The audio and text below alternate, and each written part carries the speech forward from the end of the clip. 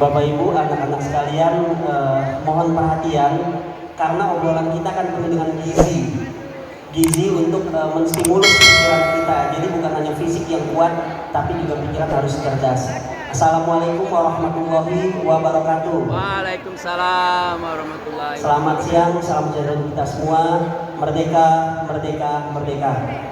Yang saya hormati Bunda Tuti Soekarni selaku Kepala Sekolah SMA Negeri 13 Jakarta. Yang saya hormati Bapak Ibu Dewan Guru, tenaga kependidikan, Bapak Ibu orang tua, para tamu undangan, para sesepuh, para narasumber, Pak Imran, Pak Igo, dan tentu yang kita banggakan anak-anak kita, calon generasi penerus masa depan, siswa-siswi SMA 13 Jakarta. Mana suaranya? Applause. Alhamdulillah Bapak Ibu sekalian, atas berkat rahmat Allah ada dua momen besar hari ini Pak Imran, Pak Igo. Momen yang pertama tentu momen kebangsaan, 77 tahun Indonesia merdeka. Ini gak main-main nih, 77 tahun Indonesia merdeka. Mengapa banyak dominasi warna merah putih? Yaitulah gambaran kita, merah darah, putih tulang. Jadi merah putih itu akan selalu melekat dalam sanubari kita, dalam jati diri kita. Yang kedua, ulang tahun SMA Negeri 13 Jakarta yang ke-58. Usianya beda sekitar 20 tahun, 15 tahun dengan usia Republik Indonesia. Sehingga bisa mengatakan usia Republik Indonesia tidak terlalu jauh dengan usia SMA 13, dan SMA 13 adalah produk sejarah. Bapak Ibu sekalian, hari ini ada dua tokoh. Saya sebutnya tokoh. Disebut tokoh itu ketika mereka melakukan sebuah tindakan yang itu berbeda dari tindakan pada umumnya. Tindakan macam-macam, Pak Imran, Pak Igo, tapi setidaknya jenjang karir. Saya anggap dua tokoh yang di depan ini layak menjadi teladan ya. Merdeka belajar untuk teladan. Nah, saya akan bacakan sedikit CV dari Pak Imran dan juga Pak Igo ya. Dua-duanya alumni 13. Yang pertama, Kolonel Dr. Haji Irman Jaya Taher SHMA. Sudah kolonel, punya pangkat, jenjang pendidikannya juga tinggi. Ini contoh untuk anak-anak kita. Beliau kelahiran 22 Juni tahun 1966. 1 tahun setelah meletus G30 SPKI ya. Tentu Bapak Ibu senior sesepuh paham memori buruk itu. Beliau merupakan perwira TNI Angkatan Darat dan juga aktif sebagai dosen di beberapa kampus swasta. Beliau merupakan alumni Galas angkatan 1984. Mana 84? Ada perwakilan? Masya Allah. Oh, mohon maaf, sepertinya datanya keliru ya, termasuk data di spanduk 85. Luar biasa. Ada angkatan 85 Bapak Ibu. Saya kelahiran 88. Wah, luar biasa. Bapak sudah SMA, saya belum lahir ya. Ya, selanjutnya di sebelah kiri saya Bapak Dr. Haji Igo Ilham, SST MSI. Beliau public figure. Kalau tahu tokoh yang mendirikan Jakarta yang dikenal sebagai Fathahillah Falatehan, coba dicari di YouTube ya Pak ya. Film Fathahillah itu kalau tidak salah artisnya Pak Igo Ilham itu. Beliau merupakan public figure dan juga seorang politisi dari Partai Keadilan Sejahtera, anggota Dewan, kelahiran 7 Desember 1969. Beliau merupakan alumni Galas angkatan 88, betul ya Pak Igo ya? 88, saya lahir, Pak Igo masuk SMA. Beri aplaus untuk dua narasumber kita. Bapak Ibu, saya akan memandu. Mohon maaf ya Pak Irman, pegang dulu Pak Igo. Saya akan bertanya cepat, jawaban spontan itu menggambarkan memori ya. Saya mau cek Pak Igo Ilham dulu, izin Pak Igo ya. Pak Igo, kalau bicara Galas, apa kata yang melekat dalam pikiran Bapak? Galas. Sekolah favorit. Sekolah favorit, Galas sekolah favorit. Oke. Pak Imran. Izin ya, Pak Irman, izin ya Pak. Saya nanya ke kolonel agak ngeri-ngeri juga itu ya. Pak Irman, kalau ditanya Pak mengenai guru-guru Galas, apa yang ada di pikiran Bapak? Guru yang selalu memberikan ilmu yang terbaik, kemudian dekat dengan siswanya. Masya Allah, tepuk tangan ya, guru-guru memberikan yang terbaik. Oke, itu memori. Nah, Sekarang kita akan dengar langsung apa sih kesan-kesan Pak Imran, kesan Pak Igo, Pak Irman, astagfirullahaladzim, Pak Irman ya.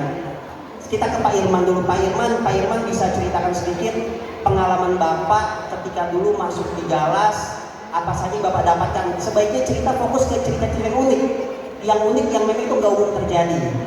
Untuk itu silakan Pak Irman bisa menceritakan pengalamannya. Baik, terima kasih Pak Rian.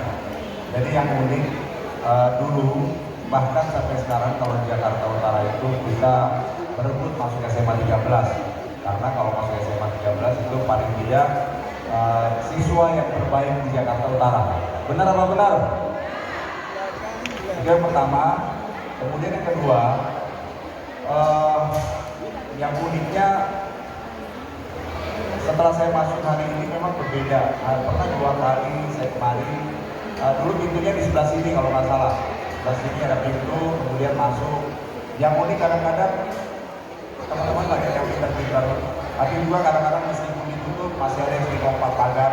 Lompat pagar di sini sama lompat pagar di belakang ada musola. Musolanya belum depan, tapi masih di belakang. Itu aja mungkin yang paling berkesan buat saya. Ya. Dan satu lagi kegiatan OSIS-nya. Kebetulan saya OSIS waktu 85. Wah, Pak Irman ini ketua OSIS, luar biasa, beri tepuk tangan dong. Saya mau nanya nih ke guru-gurunya nih, ke perwakilan orang tua dan ke anak-anak. Ngomong-ngomong, ini kan cerita dulu nih, cerita memori dulu memori. Sekarang itu masih ada yang lompat pagar anak Galas? Masih ada nggak yang sekarang lompat pagar? Ada. Wah, nggak berani nih, preman-premannya pada menyebar nih, nggak ada di titik poros tengah ya. Masih ada, tapi kalau OSISnya masih aktif ya. Ya, kegiatan ini juga disponsori oleh anak OSIS. Terima kasih Pak Irman. Silakan Pak Igo, pengalaman Pak berkesan ketika masuk Galas tahun 88 Pak, yang unik Pak. Oke, bismillah, alhamdulillah, Rasulullah wa ala alihi wasallam. Pertama salam hormat saya untuk seluruh Bapak Ibu guru. Di sini terima kasih Bapak Ibu semua datang mendidik kami dari selama 3 tahun. Khusus saya di tahun 85 sampai tahun 88 menimba banyak sekali ilmu dan hikmah dari seluruh Bapak dan Ibu guru yang telah memberikan bakti yang sangat luar biasa. Dari doa mudah-mudahan seluruh apa yang telah Bapak dan Ibu laksanakan mendidik pengasuh anak bangsa ini senantiasa mendapatkan pahala dari Allah Subhanahu wa taala. Amin ya Allah ya rabbal alamin. Salam hormat saya kepada para senior yang hadir di sini, Bang Irman dan seluruh teman-teman alumni serta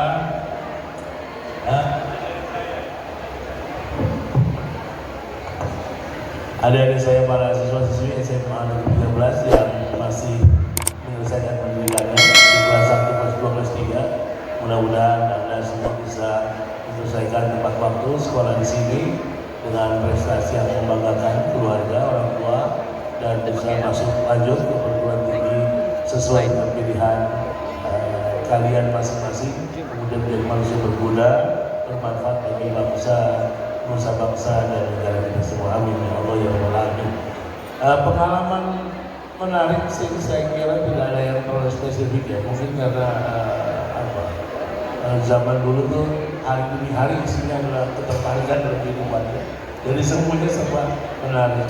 Pernah dimarahi oleh Pak Guru karena terlambat diserang, karena terlambat masuk sekolah untuk upacara, dimarahi dengan Pak Nurmadi pernah juga, dimarahi Ibu Dermiana karena tugas bahasa Indonesia tidak selesai juga pernah juga, dimarahin, dicubit untuk dididik semuanya, spiritnya luar biasa. Saya kira di sana saya mengambil hikmah yang sangat luar biasa banyaknya. Mudah-mudahan menjadi sesuatu yang selalu berkesan dalam kehidupan saya hari ini dan seterusnya. Yang jelas di 3 tahun lamanya melaksanakan banyak sekali aktivitas kegiatan di OSIS sebagai seksi olahraga, ikut juga di kegiatan kerohanian Islam dan sebagainya. Ya, jadi teman-teman yang asik, menyenangkan, jajanannya juga enak-enak waktu itu dan lain sebagainya. Pokoknya di 13 penuh sekali yang kenangan yang penuh dengan hikmah. Terima kasih. Beri aplaus untuk Pak Igo. Tadi katanya makanannya enak-enak, gurunya masih ada suka ngejewer. Sekarang masih nggak ada guru suka ngejewer, masih nggak anak-anak? Oh nggak ada ya, aman, alhamdulillah ya. Kita bebas bullying, bebas intoleransi ya, bebas perlindungan. Kalau kantinnya masih enak nggak? Masih enak nggak? Masih ya, nanti Bu Kepsek yang ngecek kalau memang standarnya kurang kita ganti nanti kantinnya ya. Enak dan murah, itu standar anak SMA aja, enak dan murah. Baik, Dari dulu juga nggak ada yang ngebully guru-gurunya, memarahi dalam rangka mendidik, dan itu kami terima luar biasa. nah jangan mudah baper kalau dimarahin sama gurunya ya, seperti itu. Nah, Pak Igo menyambung, nanti juga Pak Imran. Sekarang itu pemerintah sedang menggalakkan Merdeka Belajar. Merdeka Belajar ini sebagian ditafsirkan seolah merdeka tanpa batas. Anak bisa melakukan apapun, sehingga pelanggaran terhadap tata tertib itu sering terjadi. Menurut Pak Igo sendiri, Pak Igo bagaimana memahami Merdeka Belajar atau memahami kemerdekaan itu sendiri, yang itu kaitannya dengan ruang-ruang kelas, sehingga anak kita nanti merasa bebas, leluasa, tapi tetap patuh bahwasanya hidup itu penuh dengan aturan. Nah, silakan Pak Igo. Ya, saya kira poin tentang kemerdekaan adalah satu tentang kebebasan anak-anak bangsa ini dari cengkraman penjajah selama sekian ratus tahun. Itu poin pertama. Jadi dari sejarahnya tidak boleh hilang. Kita pernah mengalami masa sulit pada pendahulu kita, orang tua kita, dan itu menjadi penting bagi anak-anak bangsa di masa sekarang. Yang kedua, bagaimana kita memahami tentang konsep Merdeka Belajar. Poinnya menurut saya adalah spiritnya pasti kita lihat dengan kacamata yang positif ya. Bahwa merdeka ini maksud adalah agar anak lebih mandiri, agar anak lebih inovatif, agar lebih kreatif. Merdeka dengan segala maknanya. Karena banyak sekali makna merdeka. Satu kisah saya angkat dari filosofi keagamaan ketika Rubai bin Amir, salah satu sahabat Nabi, ditugaskan untuk menyampaikan pesan kepada salah satu penguasa di dunia. Ditanya, apa sih tujuan kamu? Katanya si raja pada waktu itu kepada Rubai bin Amir sahabat Nabi. Dia katakan, tahrirun nas min ibadatil ibad ila ibadatil rabbil ibad. Saya ingin membebaskan manusia dari penghambaan kepada sesama manusia menuju penghambaan kepada Tuhan yang manusia. Itu juga konsep tentang merdeka. Jadi merdeka dalam konsep belajar jadi adalah memberikan arahan ya, supaya seorang anak itu menjadi sesuai dengan tujuan pendidikan nasional, menjadi manusia Indonesia sesungguhnya, dia beriman bertakwa kepada Tuhan yang Maha Esa dan berperilaku yang baik dan segala makna yang ada di dalam nilai-nilai tersebut. Sehingga itu semua. Terima kasih Pak Igo. Sekarang kita ke Pak Irman. Pak Irman ini kita kenal sebagai seorang perwira tentara Angkatan Darat. Cenderung anak-anak kita itu merasa sekolah itu terlalu menekan dengan aturan-aturan. Sebagian menyatakan apa korelasi antara tata tertib seragam sekolah dengan tingkat kecerdasan. Nah, mungkin Pak Irman bisa menyampaikan bahwasanya di dunia tentara kan rigid dia ya, penuh dengan tata aturan. Sedangkan kemauan anak-anak kita pada umumnya itu mau bebas aturan. Bagaimana mensikapi seperti ini, dan di dunia nyata itu sebetulnya betul tidak sih bahwasanya hidup itu memang nggak pernah bisa lepas dari aturan? Pengalaman Bapak di tentara seperti apa? Baik, terima kasih. Jadi memang kita tidak pernah lepas dari aturan, baik itu oleh aturan di rumah, aturan di kita sendiri, aturan di masyarakat maupun aturan negara. Jadi kalau misalnya menggunakan pakaian seragam itu adalah merupakan bagian kita belajar untuk menjadi bagian dari aturan sendiri. Jadi kalau kita melihat bahwa menggunakan pakaian seragam itu mengikat, itu benar juga. Karena apa? Karena ini harus mengikat dengan aturan sosial, agama, masyarakat dan sebagainya. Jadi penggunaan pakaian seragam itu bisa merupakan hal yang sulit sebenarnya kalau dipahami, merupakan bagian yang tidak terpisahkan dari aturan yang harus dilakukan. Jadi adik-adik semua, termasuk yang sudah bekerja di kementerian dan lembaga atau kemana saja, pasti ada seragam menggunakan kebersamaan, kekompakan, sekaligus juga mengikat dalam aturan, di mana ada aturan-aturan yang harus kita penuhi dalam berbagai situasi dan kondisi. Jadi sekali lagi seragam membiasakan kita kepada aturan, patuh pada situasi dan memiliki jiwa kebersamaan kepada yang memiliki seragam. Contohnya misalnya Kalau kita pertandingan sepak bola, misalnya Jakarta, Persija lawan Persib, itu bisa berantem, ya kan? Bisa berantem karena perbedaan baju seragam. Tapi ketika kita menggunakan baju seragam Indonesia, pertandingan Indonesia PSSI, kita menjadi teman. Jadi sekali lagi seragam adalah untuk memakai jiwa kota. Kemudian yang kedua, mengikuti aturan yang ada sekaligus memberikan pelajaran kepada kita taat kepada aturan. Ya, jawabannya Korsa tadi ya. Seragam aturan itu sebetulnya untuk mempersatukan kita, mengarahkan kita untuk hidup yang lebih baik. Kemudian Pak Igo, sekarang ini 13 berbeda dengan 13 zaman dulu. Kalau zaman dulu orang masuk 13 terseleksi. Mobil itu sampai nggak muat Pak kalau parkir Pak. Mobil, motor ya. Bahkan kita tahu banyak juga orang menengah atas yang masuk di 13. Beberapa tahun terakhir pemerintah menghapuskan yang namanya sekolah favorit. Tidak ada lagi sekolah unggulan. Yang ada semua sekolah standarnya sama, berbasis zonasi. Anak-anak kita masuk Galas itu bukan dari standar kompetensi, tapi dari lokasi rumah, seberapa dekat dengan sekolah, dan juga usia, seberapa tua dia ketika mendaftar masuk SMA. Bagaimana nih kita melakukan sebuah rebranding terhadap Galas yang selama ini identik sebagai sekolah favorit, sekolah unggulan, menengah ke atas, masuk di PTN, tiba-tiba sekarang semua harus berbaur menjadi satu. Yang kaya, yang miskin, mohon maaf, yang tidak pintar, yang pintar. Nah, bagaimana nih pandangan Pak Irgo terkait dengan kebijakan zonasi pemerintah yang itu kaitannya dengan posisi dan eksistensi Galas itu sendiri? Silakan Pak. Ya, saya kira apapun kebijakannya selalu ada destinasi ya. Kalau hari ini pemerintah daerah mengambil kebijakan untuk kebijakan seleksi privasi soal zonasi, itu pasti plus minusnya juga ada. Sebagaimana kita tahu kebijakan ini dilakukan berdasarkan dari kompetensi kemampuan akademik. Jadi apapun itu pilihannya plus minusnya. Yang paling penting kemudian adalah positive thinking ya terhadap sebuah kebijakan. Memang PR besarnya adalah di kalangan tentu para pendidik, para guru.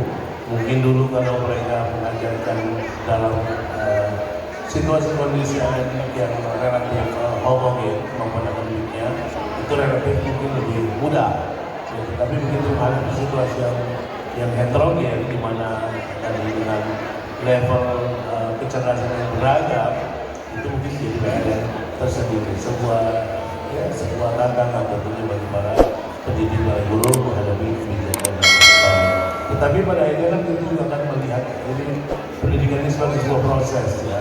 Pada akhirnya kita akan membaca ini dalam skala kebangsaan bahwa bangsa ini membutuhkan sumber daya manusia yang banyak, yang berkualitas, yang handal, dan biarkan kemudian kalau harus anak-anak ini tentu dibuat berkompetisi berbasis zonasi nanti ya, toh nanti akan ada seleksi juga di antara mereka dalam proses pendidikan berikutnya. Ketika mesti masuk ke seleksi proses perguruan tinggi, pasti ada mekanismenya lagi, dan tidak semua juga akhirnya bisa diterima di perguruan tinggi negeri karena tentu ada kapasitas yang terbatas. Ya. Begitu juga setelah selesai mereka menyelesaikan perguruan tingginya, masuk lagi terserah di dunia kerja, di dunia industri. Ada yang menjadi pedagang, pengusaha, ada yang menjadi karyawan. Nah, kalau kita pakai konsep yang ada di Kiyosaki, ada yang menjadi employee pada masa, ada yang menjadi employees berubah menjadi self-employed, kemudian ada yang menjadi business owner, ada lagi yang menjadi investor itu dengan pakuanannya ada di Kiyosaki. Jadi itu semua akan dihadapi oleh setiap orang secara individual pada akhirnya. Setiap guru, setiap anak, setiap siswa itu akan menghadapi problematikanya masing-masing, situasi masing-masing. Menurut saya 3 hal yang mesti dibangun sejak sekarang. Pertama, jiwa kompetitiveness itu harus ada kuat, bahwa kita berhadapan pada situasi ketahuan bulan itu kalau di falakul maut wal hayat yang belum masa Muhammad. Allah tentukan, Tuhan kasih tentukan kalian ini diuji siapa yang terbaik di antara kalian, dan jiwa kompetitiveness yang harus dibangun. Waktu Adam alaihissalam ditakdirkan menjadi khalifahul ardh, wa 'alama al-asma' kullaha, Allah berikan kemampuan al-misdaqiyah al-ilmiyah, kredibilitas ilmiah, menjadi makhluk yang terpilih menjadi khalifah, malaikat dan lainnya seperti pada Adam. Begitu seterusnya, kompetisi di dunia ini akan terjadi. Yang kedua yang tidak kalah pentingnya adalah spirit kolaboratif, bahwa kita nggak bisa menyelesaikan persoalan bangsa ini sendirian. Walaupun sehandal apapun SDM kita, alumni 13 ini handal bagaimanapun, pada akhirnya tetap harus membangun kolaborasi dengan berbagai elemen dari sekolah lain, dari lain, dengan seluruh anak bangsa untuk menyelesaikan PR-PR besar bangsa kita. Di bangsa yang sangat besar, populasinya 273 juta orang, ya, menjadi salah satu di antara 4 negara demokrasi dan populasi terbesar, dan proyeksi dari PAIS PricewaterhouseCoopers itu 2050 akan menjadi 4 negara keempat yang ekonomi tumbuh dengan sangat luar biasa. Mudah-mudahan di antara kontributornya adalah para alumni anak-anak SMA 13 ini. Dan yang terakhir, ya selain spirit competitiveness, kolaborasi, dan keinginan untuk selalu memberikan kontribusi buat bangsa ini. Dalam bahasa agamanya, Khairunas Anfa'uhun-nas, sebaik-baik manusia adalah dia yang kontribusinya paling besar. Mau jadi pengusaha, menjadi guru, menjadi artis, menjadi profesional dimanapun, menjadi investor, menjadi business owner, atau apapun, selama itu semua memberikan kontribusi pada bangsa ini, maka itu adalah para pahlawan bangsa ini. Kata sebagian ulama ada 4 jenis kontribusi, ada atau al-mali, kontribusi dalam harta, ada zakat untuk sedekah masuk kategori itu, ada apa ada ilmi, kontribusi ilmu, para guru, para dosen akademisi, itulah yang dibilang di sana. Ada atau ad-da'awi, ulama, tokoh agama masuk untuk umat, dan kontribusi asiasi itu para penguasa dalam khidmat kepada bangsa ini. Itu kontribusi yang bisa dilakukan. Dari spirit competitiveness yang dibangun, spirit kolaborasi yang dibangun, dan spirit memberikan kontribusi sepanjang masa dibangun, insya Allah semuanya akan sukses. Baik, itu pesan positif ya, luar biasa. Pak Irman, pertanyaannya masih sama. Bagaimana kita mensikapi para guru, orang tua dengan kebijakan zonasi, di mana Galas bukan sekolah unggulan lagi, tapi sekolah yang harus inklusi, menerima semua. Silakan Pak Irman. Baik, kalau saya melihat ini adalah bentuk keadilan, sekaligus juga ini merupakan upaya yang harus dilakukan guru lebih maksimal untuk menemukan tiap-tiap orang punya kemampuan yang berbeda dengan yang lain. Jadi guru harus bisa melihat sedemikian rupa sehingga anak didiknya itu tidak hanya misalnya jago di matematik, jago di fisika, jago di kimia, tetapi jago nanti bisa dibawa dalam kehidupan sehari-hari. Kita tahu bahwa ritme kita berbeda dengan setiap orang.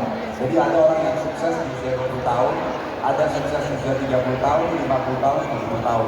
Jadi kita tidak mengejar berlomba dengan orang lain, kita tidak memperlombakan murid kita yang satu dengan yang lain, tetapi kita membangun sebuah kekuatan dari seluruh siswa untuk dapat hidup dan memberikan yang terbaik bagi dirinya masing-masing. Nah, untuk itu saya rasa itulah gunanya Merdeka Belajar. Kalau saya ngajar di kampus ada istilah Merdeka Belajar, kampus merdeka. Jadi kalau di SMA mungkin Merdeka Belajar, saya pikir guru wajib menemukan apa keunggulan dari masing-masing siswanya. Jadi tidak ada lagi siswa yang hebat hanya dalam matematika atau fisika atau biologi atau sejarah dan sebagainya, tetapi dia harus mampu melihat kehidupan setelah dia menyelesaikan sekolahnya, setelah dia menyelesaikan kuliahnya, dan dia berguna. Tadi sampaikan oleh Pak Ibu, sebaik-baiknya manusia adalah yang berguna bagi manusia lain. Jadi adil, orang yang usia 21 tahun tadi kata moderator dengan yang 18 tahun masuk SMA atau 16 tahun ya 17 tahun itu sama kesempatannya, dan sama juga pada satu kelak nanti mungkin yang dianggap saat ini 21 tahun from zero to hero. Jadi saya pikir ini adalah keadilan, dan kita ikuti bahwa pemerintah tentu sudah memikirkan dengan masak-masak dan sebaik-baiknya untuk membuat Indonesia lebih baik di masa yang akan datang. Ya, Indonesia lebih baik. Pak Irman, saya mau nyambung nih. Tadi bicara guru ya, Pak Ibu juga bicara guru. Ngomong-ngomong, waktu Pak Irman itu sekolah, guru apa yang Pak Irman sukai, sosok guru seperti apa, dan mata pelajaran apa? Karena bisa jadi kita suka gurunya, tapi belum tentu suka mata pelajarannya. Atau suka mata pelajarannya, belum tentu suka gurunya, atau suka dua-duanya. Nah itu Pak Irman gimana, bisa ceritakan pengalamannya ketika masa sekolah? Waktu itu saya Salah satunya Bu Is kimia, meskipun harus effortnya lebih kuat karena mungkin awal-awal nggak hafal nomor kimianya itu, jadi lebih maksimal. Jadi sampai tadi begitu, oh ini Bu Is teringat benar dulu guru kimia saya. Terus sama pelajaran Bu ini sama Bu Dwi ngajar apa Bu Dwi ya? Bu Dwi Artini ya, ini ya sejarah ya, ini yang ingat saya pada saat itu waktu kelas 1 sebelum pembagian IPA IPS. Itu aja. Oke, pelajaran kimia, pelajaran sejarah tadi Bu Ais ya yang disebut ya. Bu Ais. Ya itulah guru ya akan selalu dikenang dalam muridnya, dalam standar positif negatif. Nah itu pilihan. Pak Igo sama pertanyaannya. Pak Igo dulu paling suka pelajaran apa, guru apa nih? Ya. Mengapa sih saya suka guru A? Mengapa saya suka pelajaran B? Misalkan silakan Pak Igo. Ini berdasarkan yang saya lihat. Yang pertama di kelas 1 saya suka dengan Pak Norman dari guru matematika saya. Beliau mencari buku yang buat kita susah banget, tapi membuat kita terlatih. Buku pelajaran matematika waktu itu mudah, tapi beliau mengajukan dengan bukunya C.G. Aldous, kalau nggak salah Pak Norman ya. Itu susahnya minta ampun, tetapi kita terlatih sehingga buku matematika standar itu menjadi mudah bagi kita. Terima kasih Pak Norman untuk pelajaran matematikanya. Yang kedua, saya suka dengan Ibu Darmiana yang sangat cantik cerita, hari-hari juga mengajarkan tentang gaya bahasa.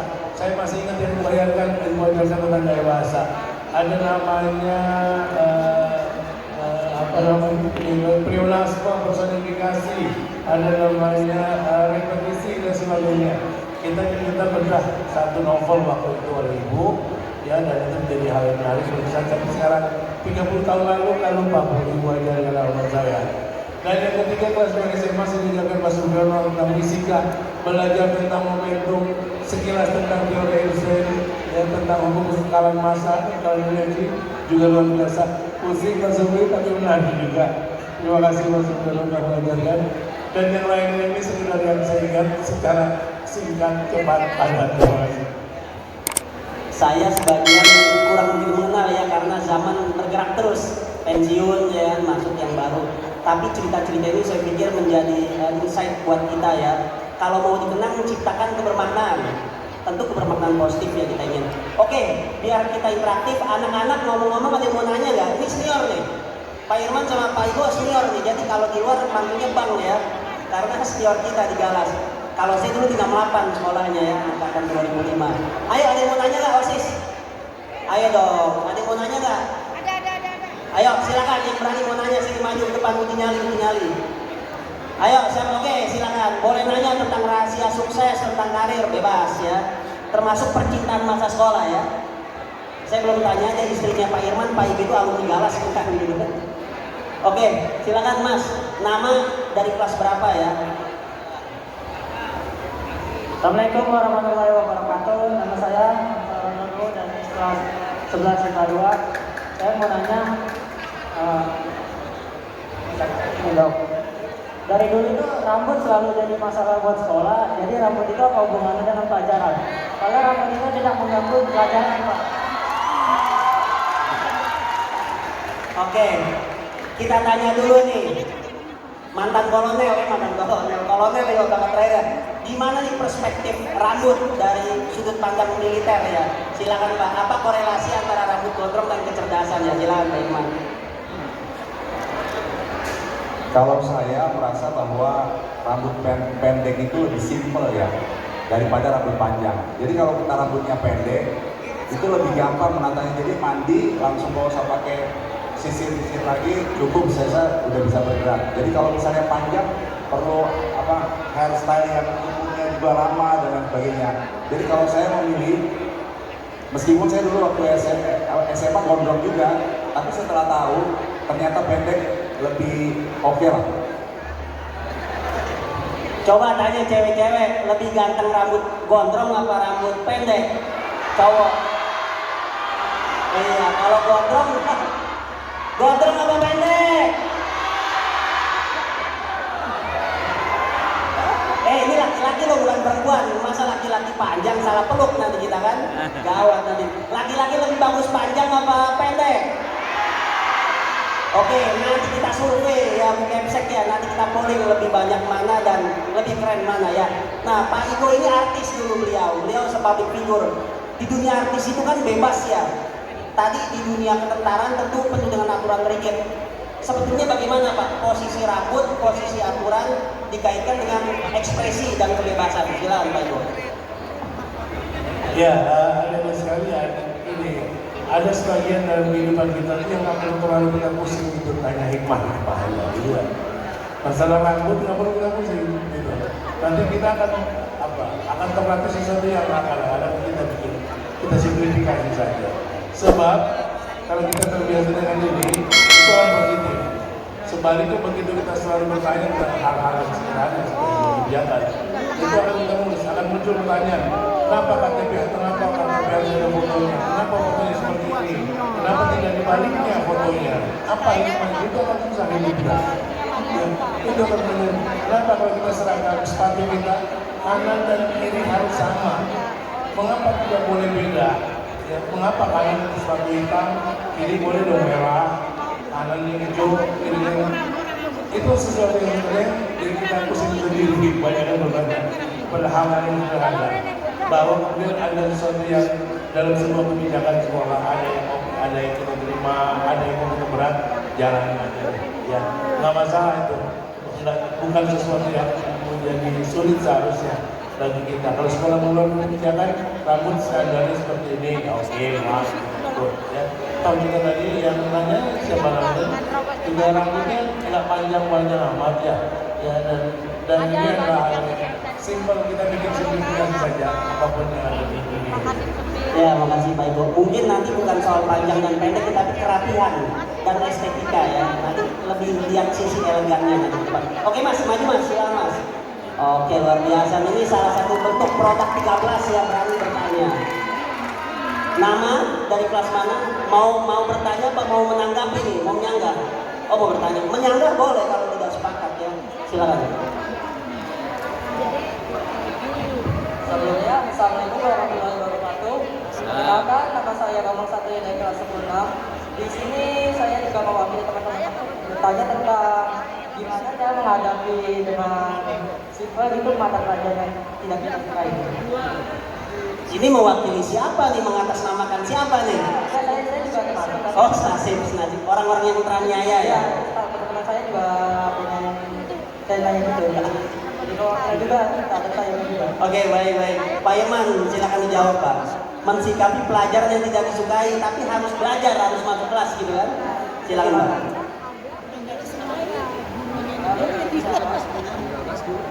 Saya bingung juga kalau mau jawabnya karena menurut saya ya sebagai siswa mau nggak mau suka atau nggak suka harus ikut pelajaran. Tapi kalau misalnya nggak suka banget, misalnya suka banget ya paling saya hadir ke kelas, dengerin, kemudian pada saat ujian yang ringkasan dari teman, udah itu yang penting nilainya memenuhi syarat lah. Tapi kalau misalnya yang saya suka itu pasti saya maksimal untuk bisa menguasai maksimal. Kalau tidak, paling tidak saya mengerti lah tentang apa inti daripada mata pelajaran itu.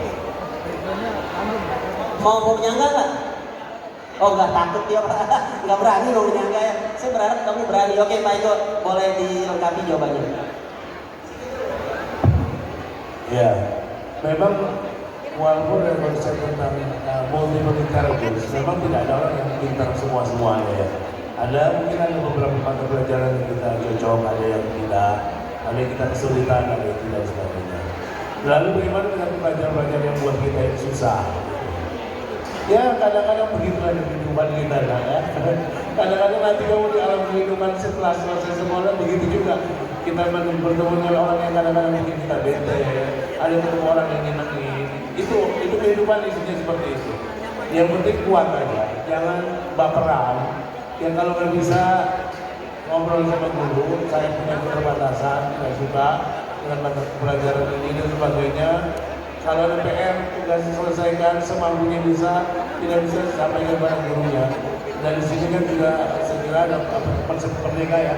belajar merdeka akan membuka ruang dan tanda kutip toleransi mana mata pelajaran bagi siswa yang dia punya atau merasa kesulitan, sehingga dampak nilai akademiknya tentu akan berbeda terhadap mata pelajaran yang dia bisa. Ya.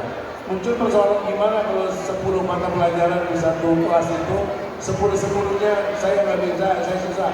Nikmati saja itu kehidupan. Kadang-kadang ada hikmah nanti suatu ketika, entah kapan gitu ya. Yang penting enjoy, menikmati bahwa kesempatan bersekolah di SMA Negeri 13 ini merupakan bagian dari anugerah yang Allah berikan kepada kita. Gunakan, manfaatkan semaksimal yang kita bisa. Ini selamat menjadi orang yang tangguh. Ada tanggapan Ustaz nggak?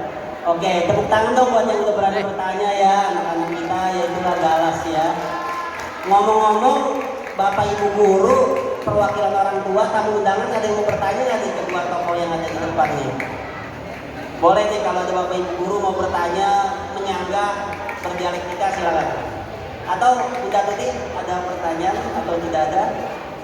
Oke ya, tepuk tangan untuk Bunda Tuti, kepala sekolah kita.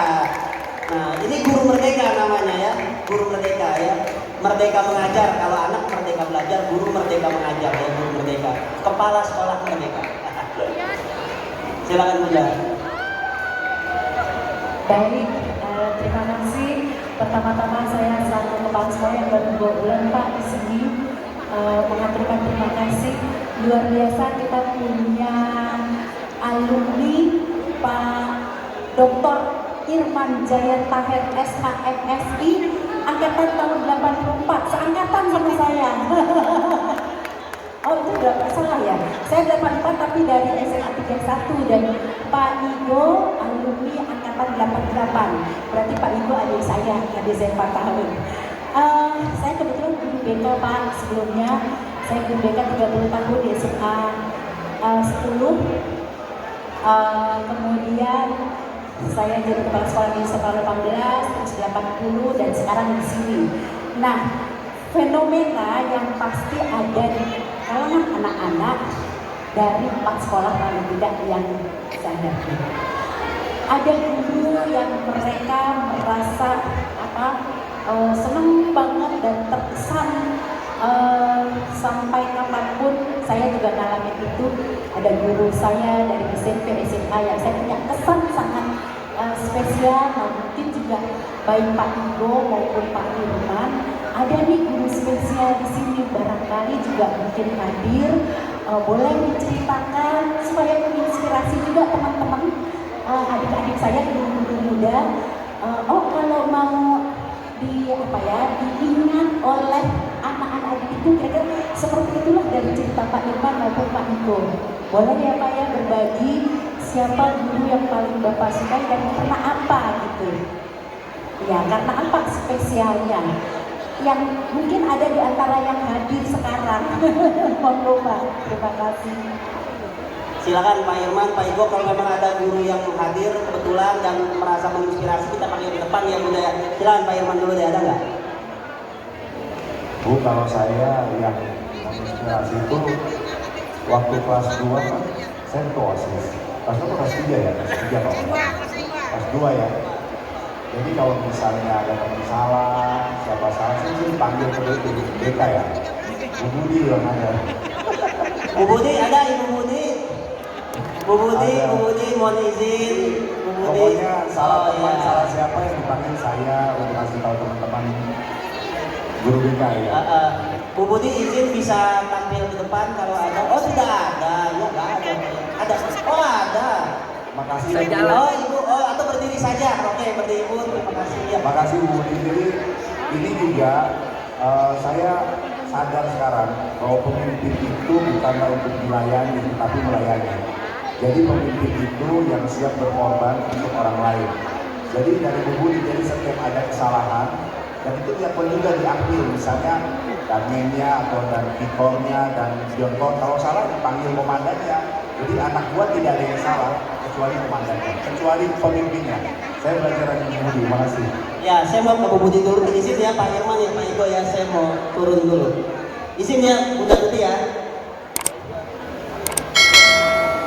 Alhamdulillah. Alhamdulillah Ibu masih sehat ya Bu. Ya Ibu, nggak apa-apa terima kasih sini ya. Ibu tadi disebut loh Bu sama Pak Kolonel. Ibu salah satu guru yang menginspirasi. Ibu masih ingat nggak dengan sosok Pak Irman? Sudah lupa? Apa pesan Ibu untuk para generasi muda? Untuk para generasi muda agar mereka bisa meraih masa depan yang lebih baik.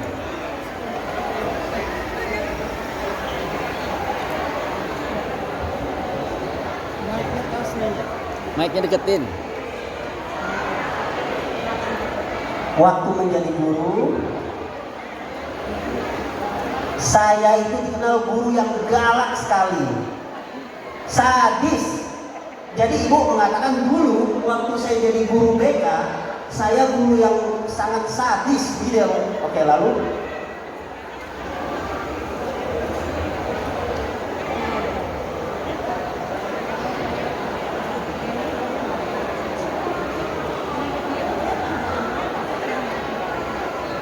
oke, walaupun semua orang mengatakan saya sadis, tapi sebetulnya hati saya menyatakan niat saya baik.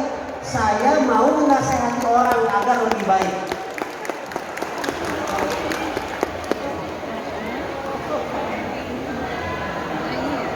Ada salah satu murid SMA 13, rahasia katanya.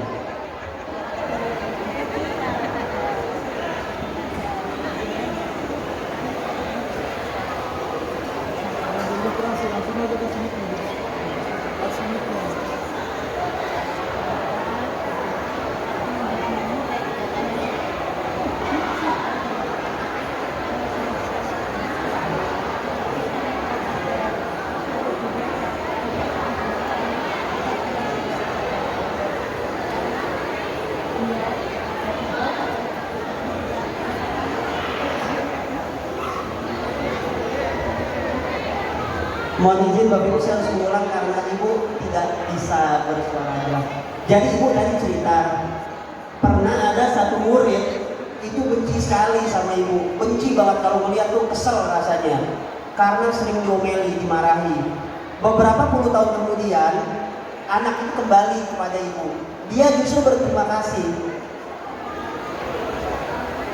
Oh, dia akhirnya si anak yang tadi benci sekali dengan Ibu karena sering diomeli, belakangan dia sadar, dia cerita ke tetangganya bahwasanya salah satu kunci sukses dia menjadi hebat, menjadi pemimpin perusahaan besar di Jakarta Utara karena sering diomeli oleh gurunya, sehingga dia tersadar. Artinya apa?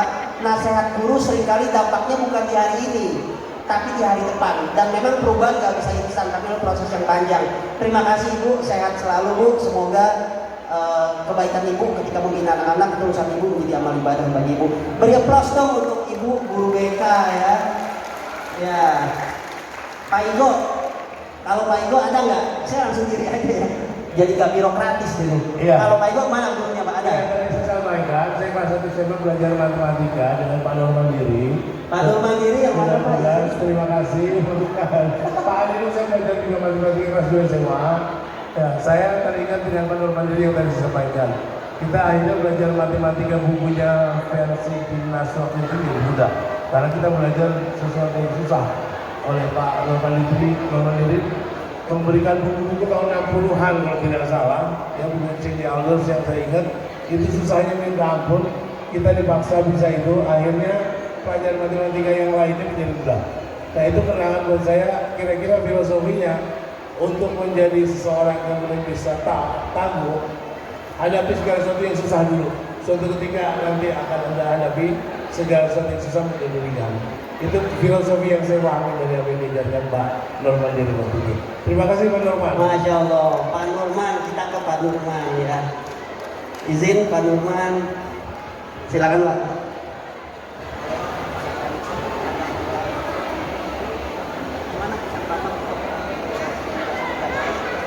Ya, jadi kalau dari pengalaman itu, saya memposisikan diri bahwa saya orang yang paling bodoh, sehingga mau belajar. Sehingga pada anak, pandangan saya ke anak gitu. Dalam matematika itu kan ada kata nakal kan gitu. Nakal ini kalau diuraikan menjadi N akal.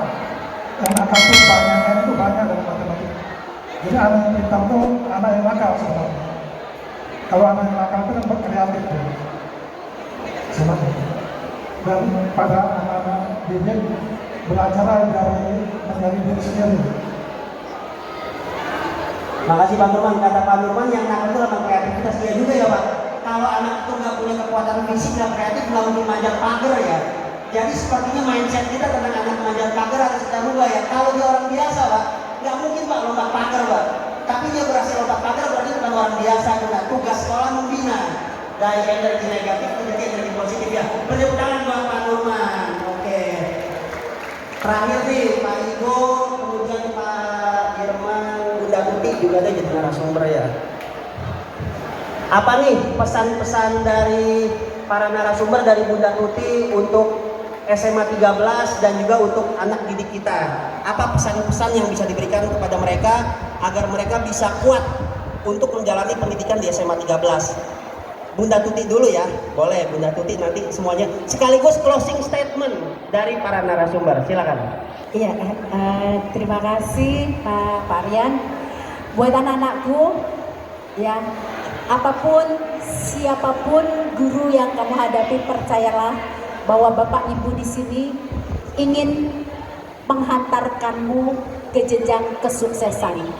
Sukses tidak hanya dunia, namun juga sukses akhiratmu.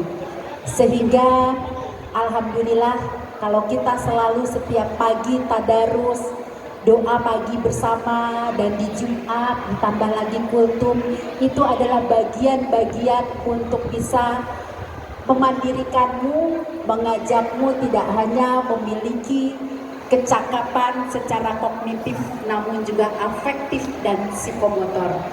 Tetap selalu bersama dengan Bapak Ibu Guru dan bangga dengan sekolahmu. Kita akan bersama-sama untuk mencapai profil pelajar Pancasila yang cerdas berkarakter. Beri aplaus untuk Bunda Tuti, kepala sekolah kita. Baru 2 bulan gebrakan itu banyak ya. Udah seperti tentara masuk sekolah aja dia banyak bikin kebijakan ya. Oke Pak Igo, boleh silakan sekaligus closing statement, pesan-pesan untuk anak-anak ya. Ya, pertama sekali lagi salam hormat saya pertama kepada Bapak Ibu kepala sekolah Bu Tuti. Terima kasih sudah buat sesi pada pagi hari ini, pada Bapak Ibu guru baik yang masih aktif maupun yang sudah pensiun. Salam hormat kami sebagai tokoh-tokoh bangsa ini yang mendidik anak-anak bangsa ini. Dan untuk anak-anak sekalian, saya ingin sampaikan bahwa sejumlah alumni dari sekolah kita ini telah memberikan kontribusi yang sangat luar biasa dengan prestasi yang luar biasa.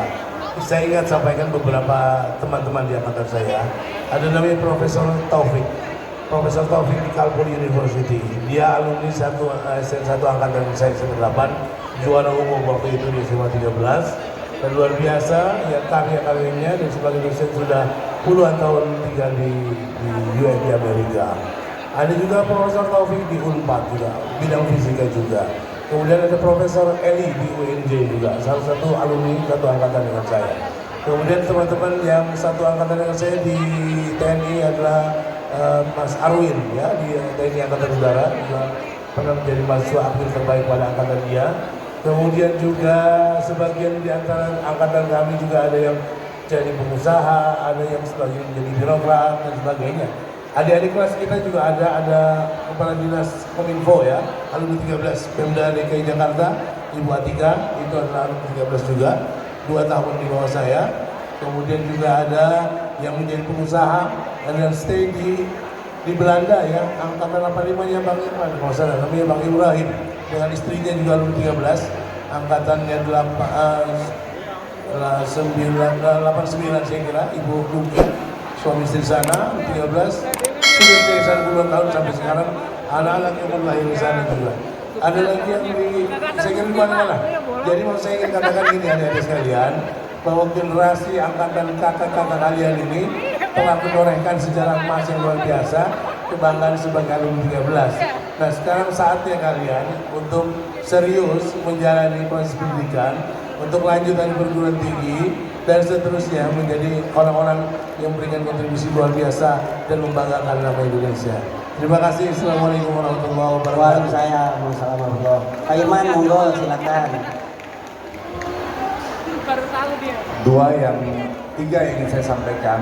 Yang pertama kepada guru-guru, terima kasih kepada ibu dan bapak guru yang telah memberikan ilmu yang sampai sekarang masih berguna. Saya yakin ilmu tersebut akan dipanen baik di dunia maupun di akhirat nanti. Karena tentunya yang akan dibawa terus adalah salah satunya ilmu, amal soleh dan sedekah jariyah. Terima kasih ibu dan bapak guru. Adik-adik semua, jangan lupa terus hormat kepada ibu dan bapak guru kita, sama dengan ibu dan orang tua kita, ayah dan orang ibu kita. Kemudian yang kedua, kepada adik-adik semua, temukan apa yang menjadi kehebatan kalian. Jangan bandingkan kalian satu dengan yang lain. Jangan mengejar kehebatan dan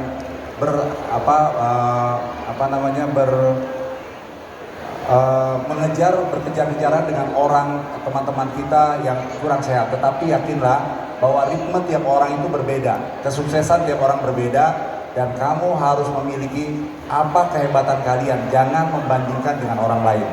Dan kepada para alumni, tetap selalu ingat SMA 13, memberikan yang terbaik kepada alma mater kita. Demikian, assalamualaikum warahmatullahi wabarakatuh. Waalaikumsalam. Beri aplaus ke para narasumber kita. Saya pikir yang kita bicarakan daging semua isinya. Ada banyak hikmah yang bisa diambil. Dan ini nyata, ini bukan dongeng, bukan mitos. Dua tokoh kita ini sudah membuktikan pengalamannya.